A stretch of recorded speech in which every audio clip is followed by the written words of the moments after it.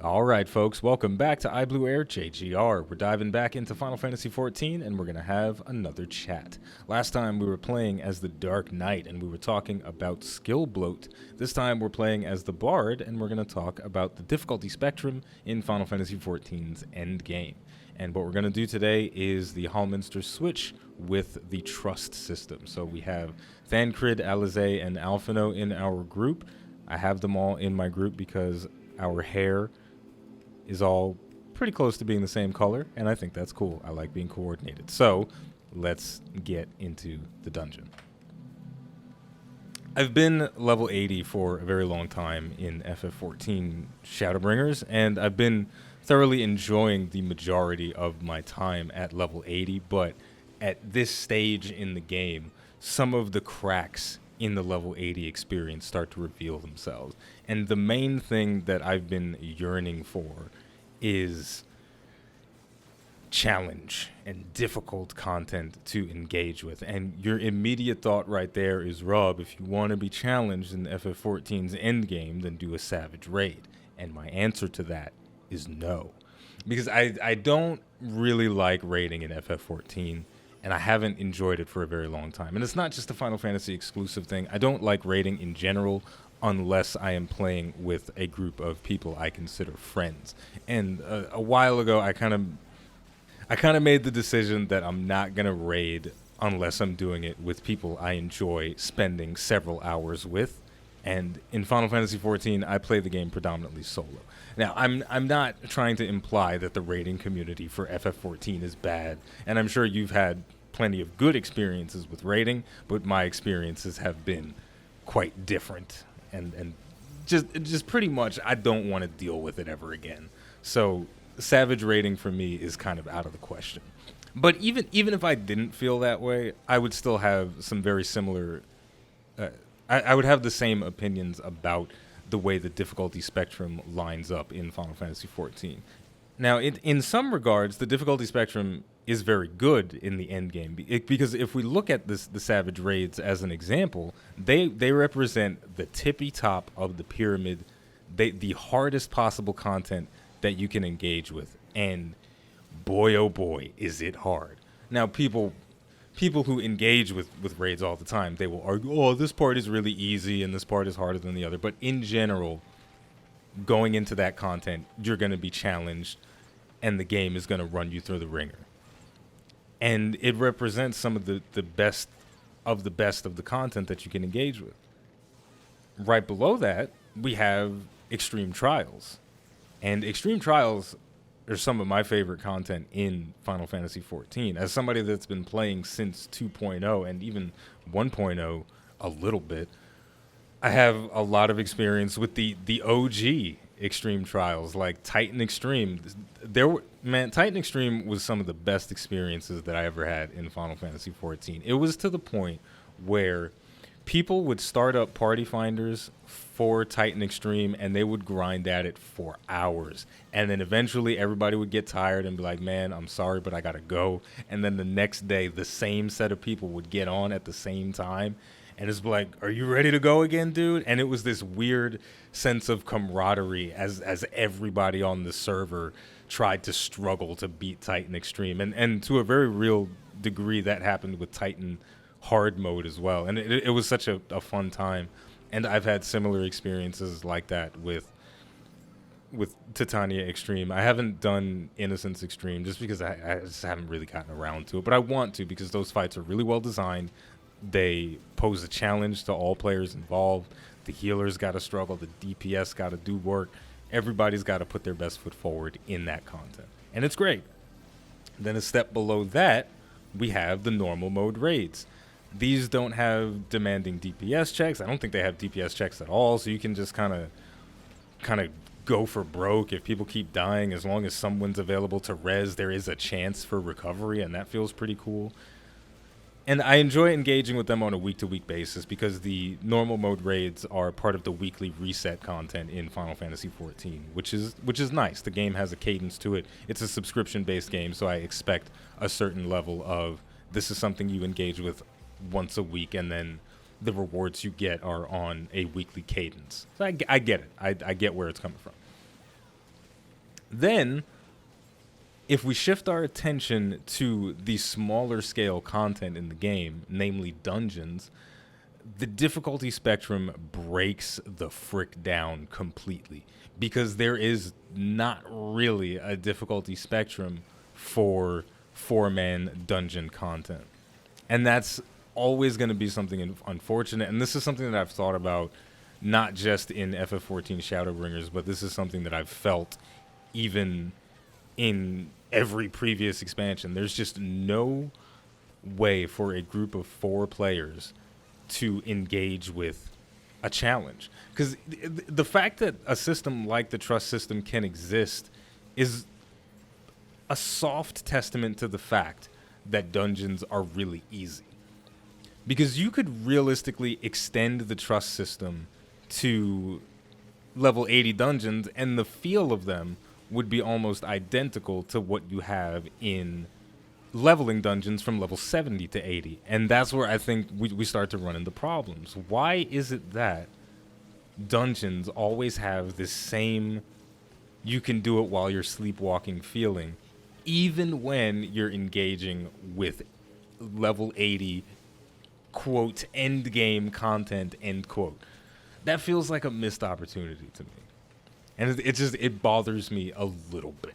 Now, of course, the argument is that, oh well, I just want to do dungeons to relax. I'm not trying to take that away from anybody, because sometimes I just want to kick my feet up and kill some enemies and not think about anything. Totally agree with you there, but there is room for a little bit more spectrum in the dungeon experience. Now, that spectrum does exist a little bit in the 24-man raids, because 24-man raids are basically 24-man dungeons, because you go through a trash pull, maybe 2, and then you kill a boss. Then you go through a trash pull, you kill a boss, and it's got a similar cadence to a dungeon.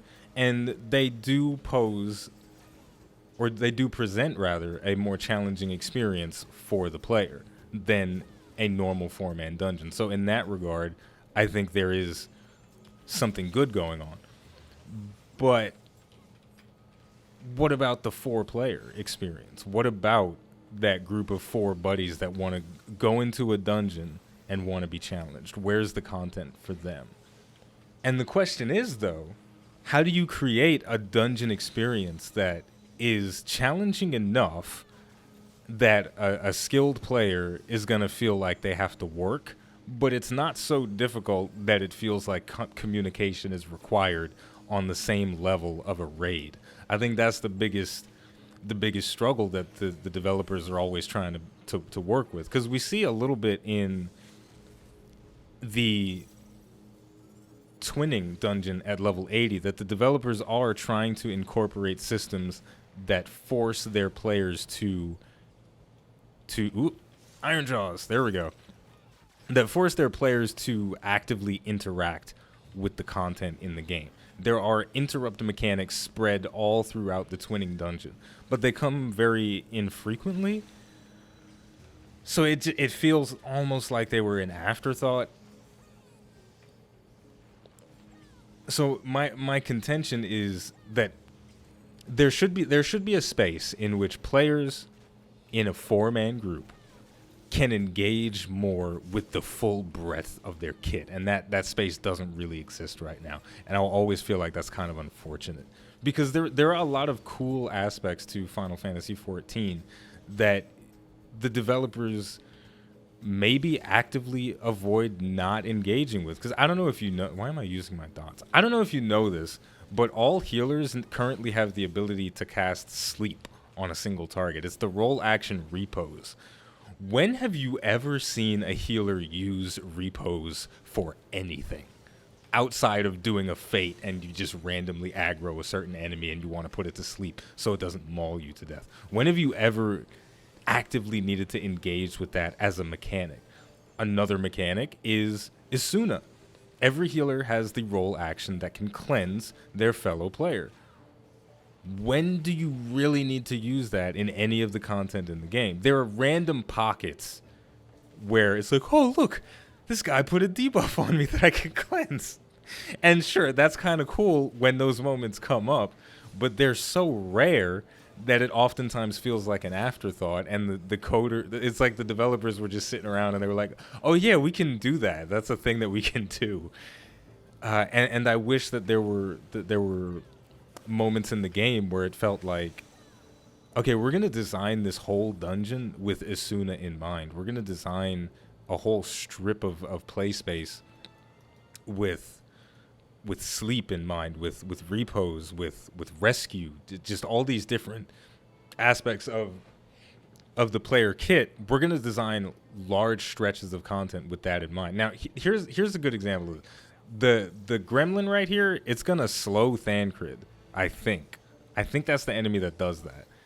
And I want him to. Does he do it? Is he not going to do it? Maybe he did it already. I don't know. But there's an enemy somewhere in the Hallminster switch that will apply a slow to the tank. And I thought it was the gremlin, but maybe I was wrong. Because Thancred doesn't appear to have a debuff. Or maybe I'm hiding debuffs and I just can't see it. But in any... Oh, I think he just did it. Yeah, he just did it. He did it. And I totally missed it. It's fine. It doesn't matter. My point is, that mechanic is cool. The idea that there are enemies mixed in the Hallminster switch that will debuff the tank so that they have to either be cleansed or suffer a DPS loss is great. But this mechanic only exists from this one enemy in the entire dungeon. And because this is a leveling dungeon, I don't so much care. And I think it's fine for leveling dungeons to be a bit on the easier side. It's just leveling. I totally get it. But at level 80, if you imagine a level 80 version of the Hallminster switch, it would be nice if those gremlins were kind of scattered throughout a lot of different pulls. And it doesn't even have to just be an attack speed slow that the enemy uses. It could be other debuffs and other status ailments that the healers have to look out for to cleanse, that the bards can look out for to cleanse, because bards have an ability that they can put on a player that will automatically cleanse a debuff that they get, and it has a 30-second duration. I just used it on Thancred, the Wanderer's Payon, but I never really get to use that. There's no situation in which I get to engage with a mechanic that is kind of cool and brings value to my particular class, and that's unfortunate. And the thing that's so cool about mechanics like that, mechanics like slow and things that we see in the twinning, where if I'm remembering this correctly, almost every pull in the twinning has enemies in it that have something that can be either stunned or interrupted that will benefit your team if you do so. If I'm remembering that correctly. But again, the amount and the frequency that those things come in doesn't feel like it's pushed far enough. And the question, though, is how much can you ask of a group of 4 players that are just trying to do a dungeon before it becomes, well, wait a minute, why is this so difficult? I'm just trying to do a freaking dungeon, right? Because the idea that, hey, man, I'm just trying to kick my feet up and do a dungeon, I sympathize with that 100%. Because, like, if we look at Destiny, for example, I think they do a good job of creating a spectrum of dungeon-style content. Because we have, in Destiny, the Strikes, which is for 3 Guardians, and it's very easy. You can pretty much sleepwalk through it. But then they also have the Nightfalls, and in the Nightfalls, it's the same content as a Strike, but you can increase the difficulty of it to gain different rewards. And I think that's cool. You can choose to put yourself through a different challenge to get different or better rewards, or powerful rewards in the case of Destiny. The system can be expanded upon, and I think Shadowkeep is probably going to do something to expand upon the idea of having difficulty spectrum in the Strikes themselves. But overall, just the idea of being able to enter a higher difficulty version of the bread and butter content like a Strike, or in Final Fantasy XIV's case, a dungeon, I think that's very cool. But again, how far can you push it before it's like, wait a minute, dude, why do I feel like I need to be in somebody's Discord in order to beat this freaking dungeon? Because that's not what you want. Because as I've already said at the start, I'm not trying to raid with anybody if I'm not your friend, because most of the time it's a bad experience. you may or may not have seen this before, but the last time, the moment when I decided that I wasn't gonna raid with people anymore, it was during the Alexander raids, and I was doing the first stage of the Alexander raid, and I was playing as the paladin, but normally I'm a warrior main, so I didn't know all of the cooldown timings, and I was kind of learning the ropes of the paladin a little bit. And I was having a good time. I was casting clemency like an asshole, and it was great.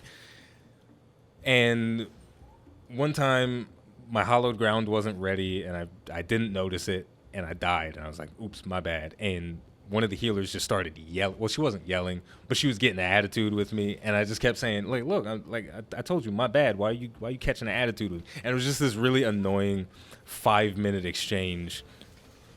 And from that moment on, I just never really felt the same about raiding with people I don't really know or don't really like ever again. It just kind of wore me down. I was like, why am I sitting at my computer for 4+ hours engaging with people that I kind of don't like?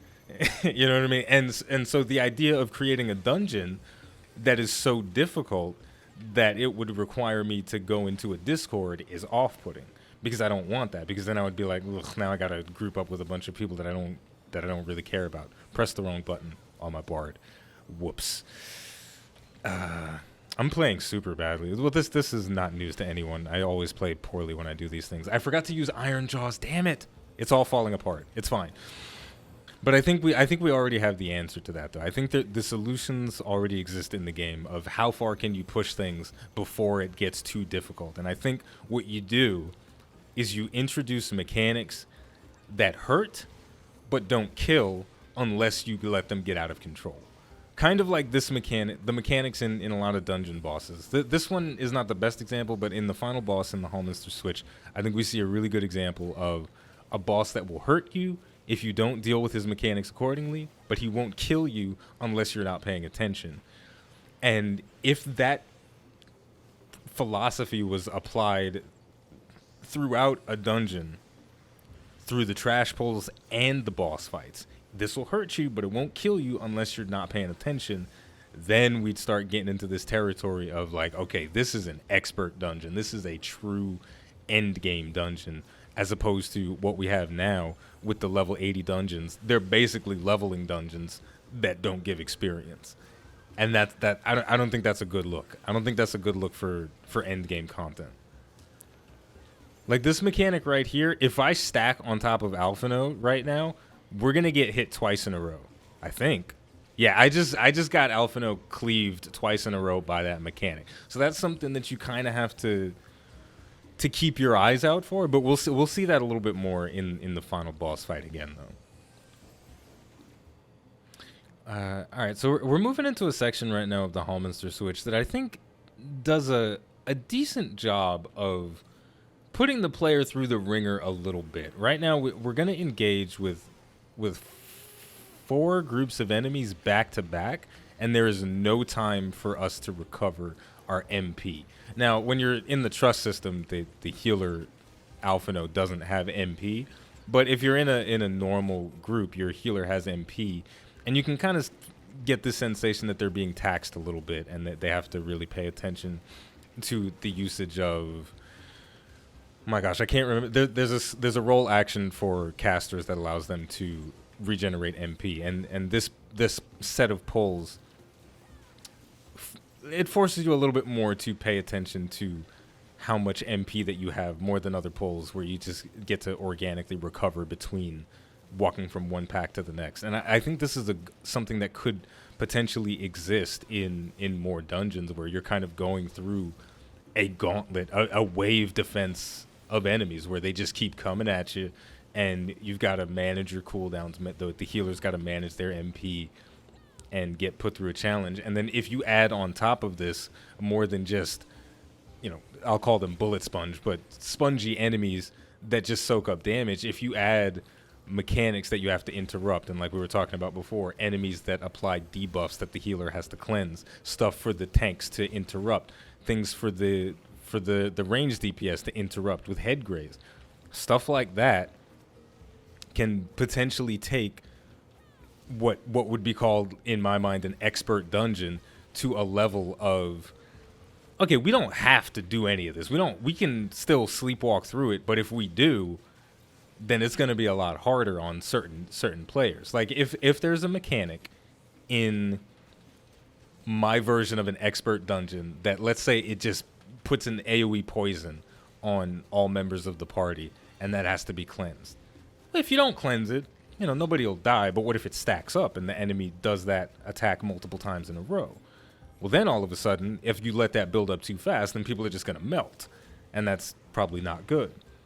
So something that softly prods people to either just DPS harder so they can ignore the mechanic altogether, or to say, hey, you've got Isuna on as a part of your kit. You should use it here in this situation because it will help alleviate pain.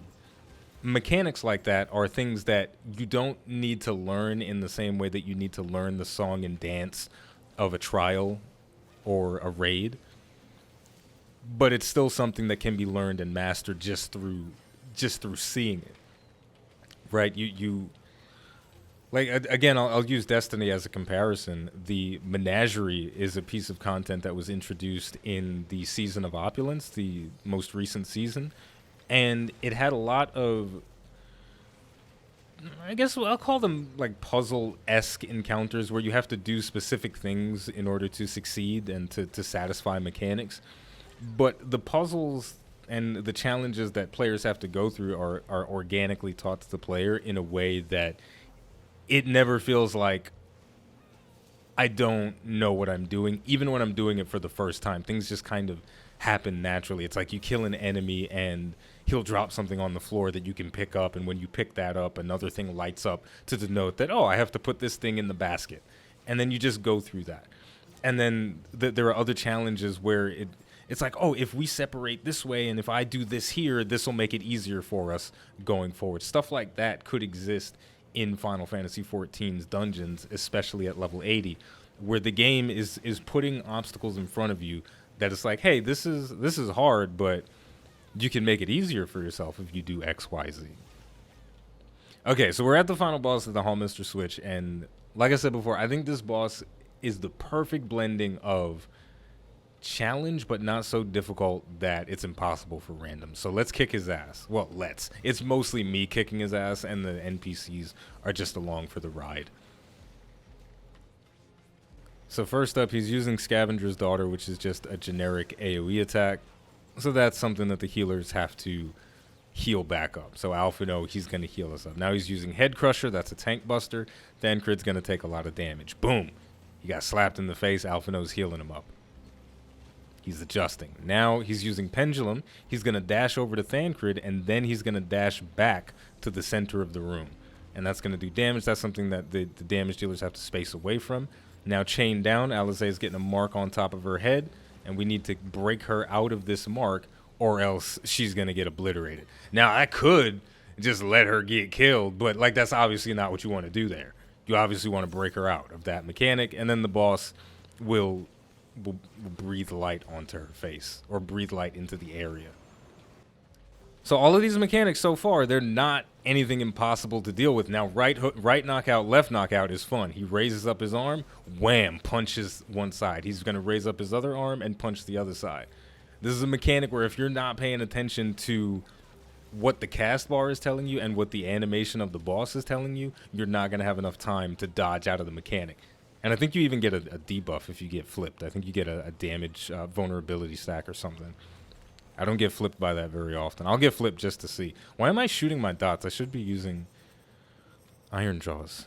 Anyway, this is the last unique mechanic that he's going to do. He's attacking in front of him and behind him in such a way that you have to rotate around him in this very small section. This part is easier for melees and ranged physical DPS, but casters get put through the ringer on this part. When I was playing Black Mage on this part, I just started spamming Scathe because I didn't know what the hell to do. Because I kept trying to cast Fire 4 and I was like right on the line and I was like, nope, interrupted. So I just started spamming Scathe. But again, that's like a really simple mechanic that demands different things from different types of jobs. If you're a caster like the Black Mage, you're going to struggle a little bit. If you're a physical DPS, it's not really going to matter because you can strafe right along with it. All right, right knockout coming in, left knock. I'm going to get hit by this just so I can see what it does.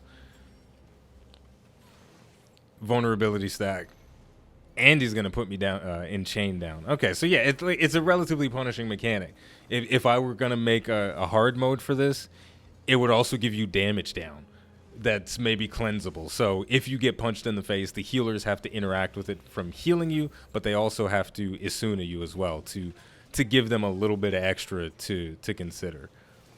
Then the Scavenger's Daughter comes in, and because I took a vulnerability stack, I take more damage. So it's like the stuff is intelligently designed where if you've taken too many vulnerability stacks but before Scavenger's Daughter comes out, then you will just straight up die from having failed a mechanic too many times.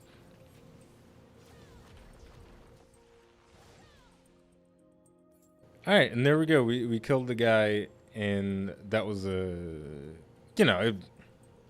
it's fine. It's fine.